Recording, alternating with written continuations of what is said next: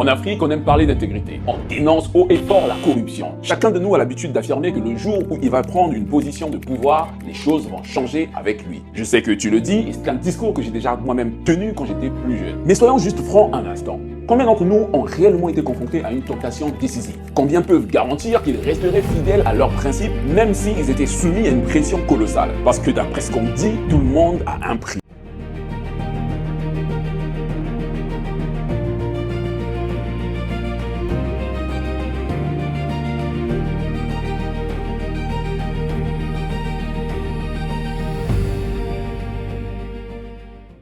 Bonjour les enfants, c'est papa. Mon mur est un asile psychiatrique à ciel ouvert et ma salle d'attente est toujours bondée. Bienvenue à la clinique les enfants.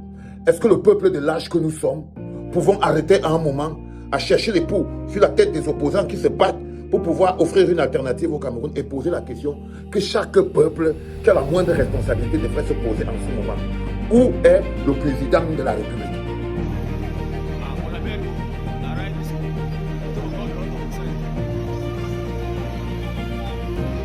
Zéro, tu vas encore faire 7 ans en exil. Zéro, tu dois ton faire seul. Ton père va s'arrêter, tu vas rester encore là-bas 7 ans. On va rester ici. On va rester là. La politique du renouveau, c'est la destruction des énergies positives, c'est la destruction de l'alternative. Ils sont à la chasse, ils ne veulent même pas les élections. Au moins s'ils avaient été des dictateurs. Moi j'aurais bien voulu ma dictature. Dictature comme parti communiste. Je vous dis, vos petits intérêts là que le Cameroun va se développer. Non, c'est secondaire. Lorsqu'un type dit que moi j'ai fait confiance au Conseil constitutionnel. Je fais même confiance au Conseil constitutionnel. Dans notre contexte, on connaît. C'est soit la malhonnêteté, soit du cynisme, soit du narcissisme. C'est Biya qui orchestre tout ce désordre, que les gens sont toujours en permanence dans la peur, dans le reni, dans les appels de balles, comme je soupçonne le professeur Billet de le faire ici. La vidéo qui fait débat, peut-être que Alex va nous la proposer, on va la regarder attentivement parce que sur les réseaux sociaux, elle fait pratiquement le buzz. C'est la tournée du président de l'UNDP quand l'élection présidentielle, Belouba Maïgari, et la vidéo observe ce véhicule CA, corps administratif, un second CA, toujours corps administratif, je crois qu'il y a un troisième et même peut-être un quatrième des véhicules de l'État qui sont ainsi mobilisés, et sur les réseaux sociaux le sujet divise. Voilà le troisième au fond là-bas, également immatriculé CA. Le sujet divise. L'UNDP n'a pas encore réagi officiellement aux différents commentaires qui pensent que ministre démissionnaire, il ne devrait plus utiliser les moyens de l'État, lui David Lobert.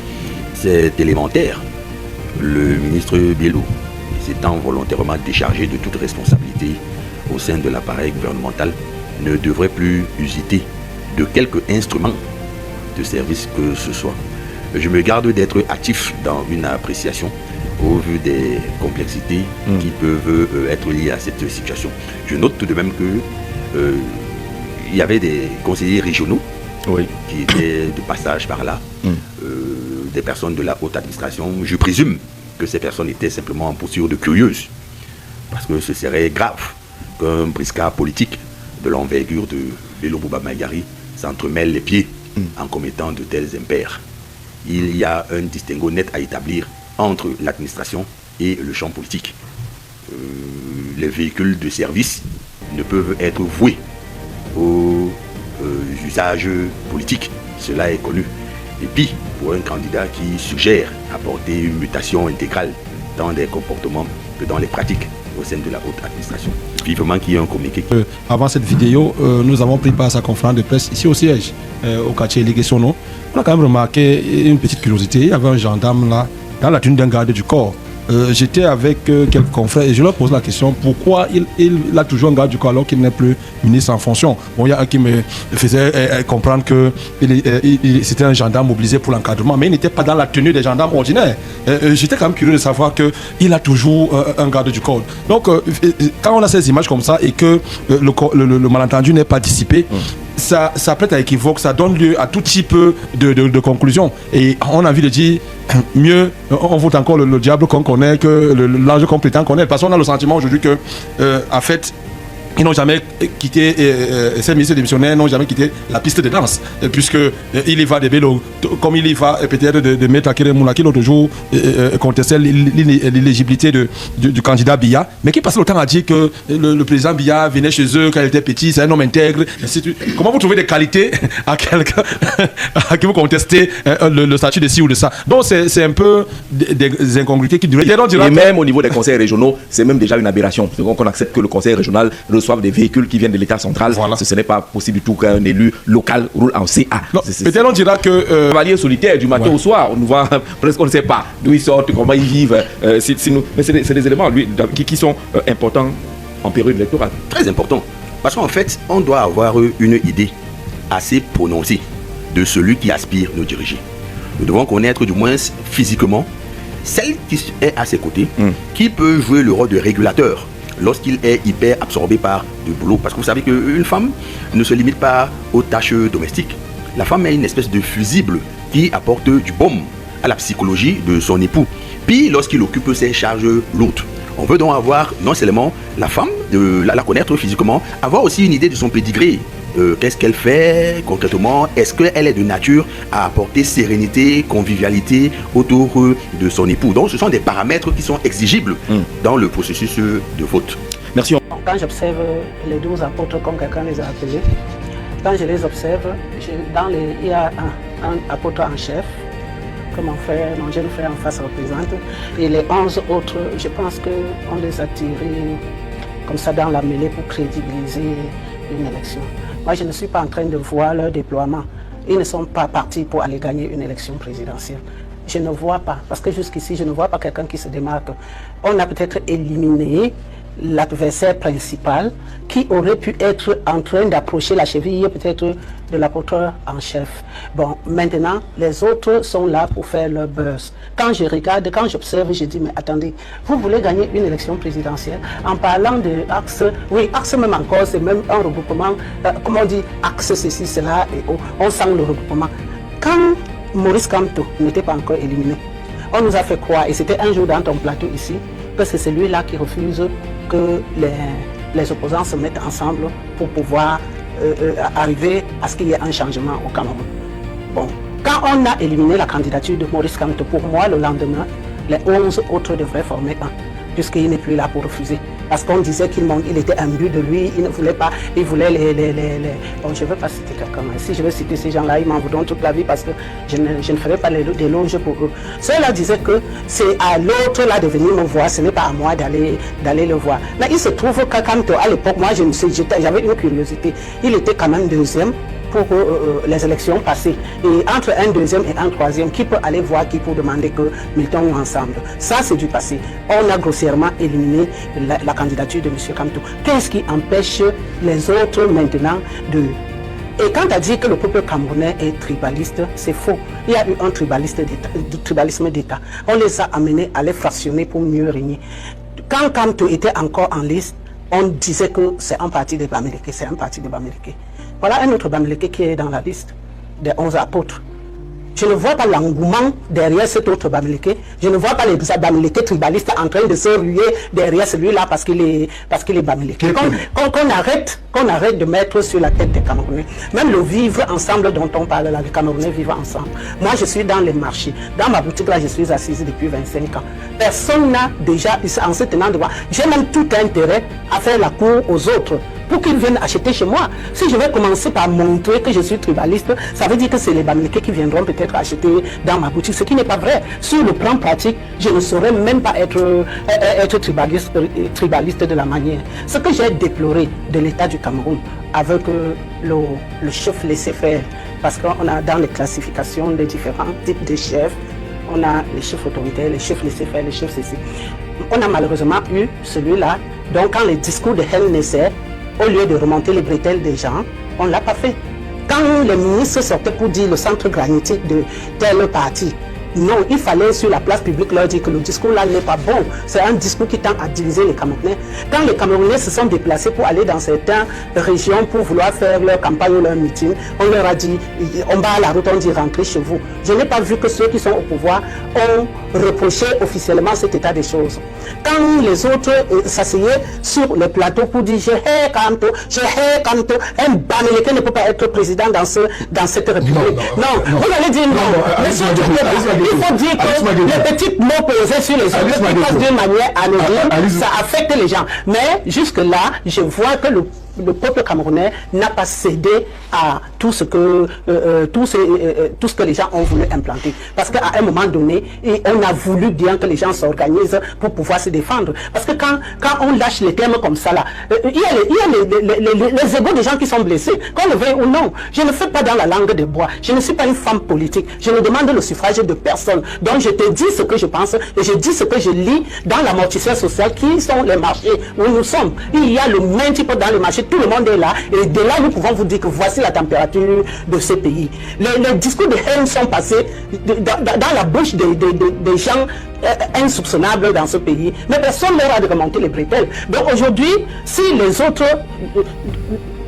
viennent à être candidats, c'est pour leur palmarès. Ils savent pertinemment qu'ils ne sont pas candidats pour gagner les élections. On soupçonne même les autres candidats d'être montés par le parti au pouvoir pour pouvoir crédibiliser. Parce que sinon, qu'est-ce qui empêche les gens là, parce que lui, il a si bien démontré, et c'est vrai, que le parti au pouvoir, c'est le parti qui est le plus implanté là-bas. Si les autres partent là-bas en rang dispersé, ils peuvent être sûrs qu'ils ne pourront pas atteindre la cheville de ce parti au pouvoir là. Pourquoi, étant sûrs de cela, ils sont toujours incapables de se mettre ensemble? Pourquoi dans notre pays, on va avoir 83 candidats à la présidence, même si on a retenu que, sur quels critères a-t-on retenu les uns et laissé les autres? En Égypte, on en a plus de 100. Mais combien on compétit au bout du compte? Oui.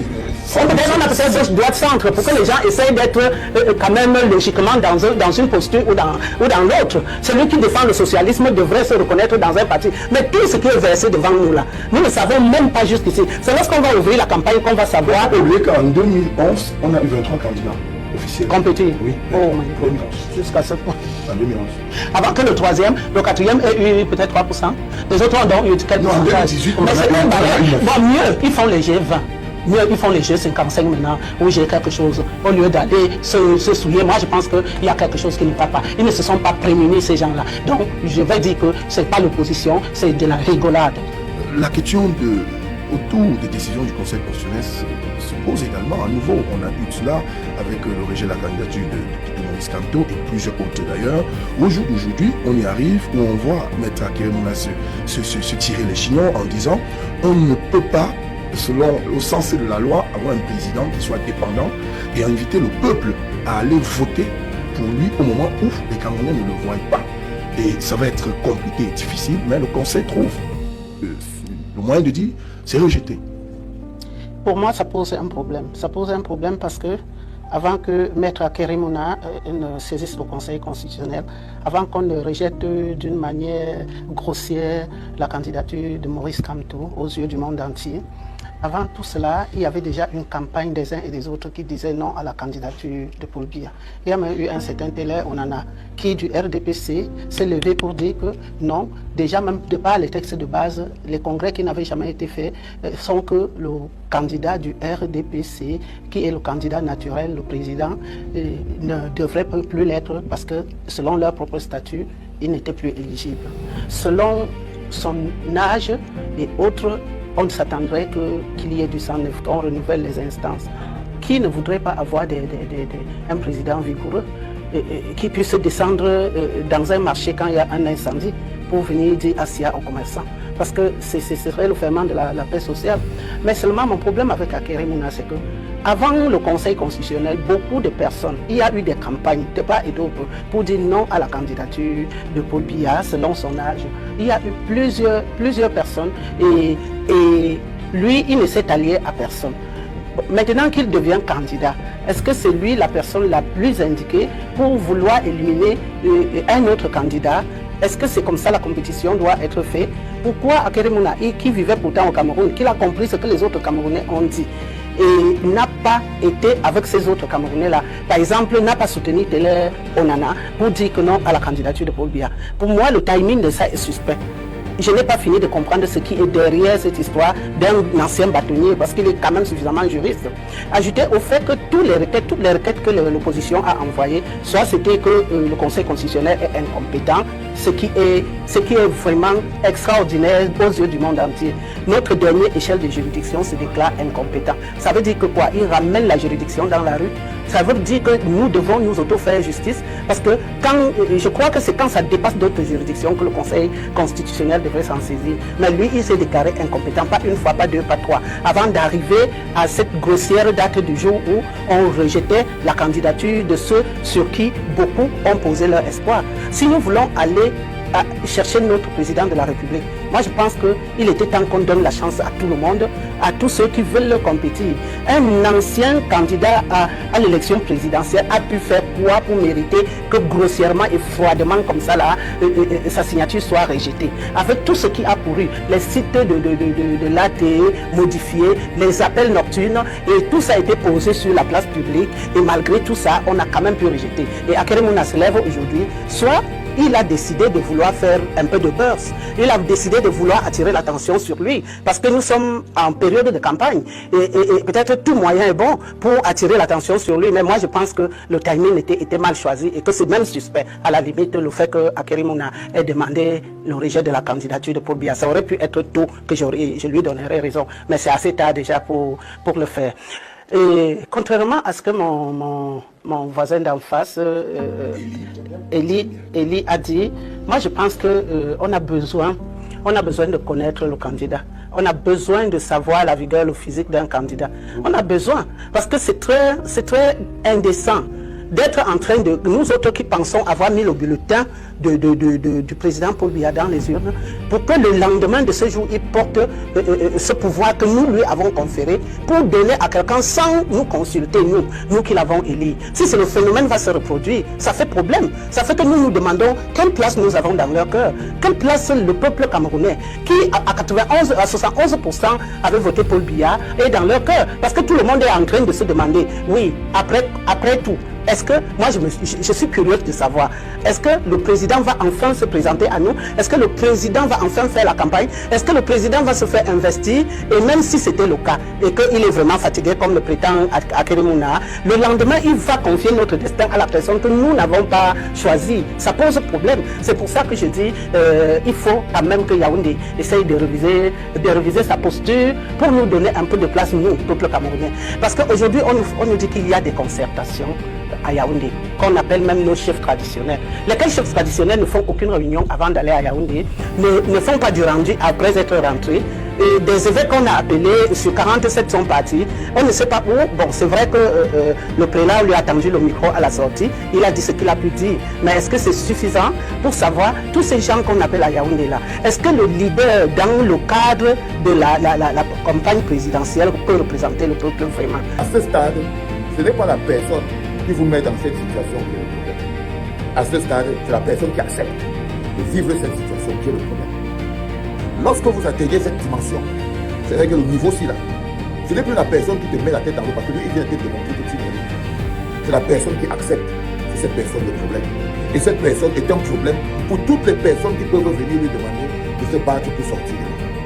Si on n'arrive pas nous à poser la question en tant que peuple aujourd'hui, que où est Paul Biya? Est-ce que c'est normal qu'en ce moment précis de notre pays, à quelques mois, semaines de l'élection, à quelques mois, personne n'a de nouvelles de Paul Biya, président de la République, d'abord président de la République, pour assurer au peuple que l'élection va bien se passer. Paul Biya vous a abandonné entre les mains de Ferdinand Gongo et de Moulinex pour la Tanangi. Et vous, peuple, vous acceptez ça.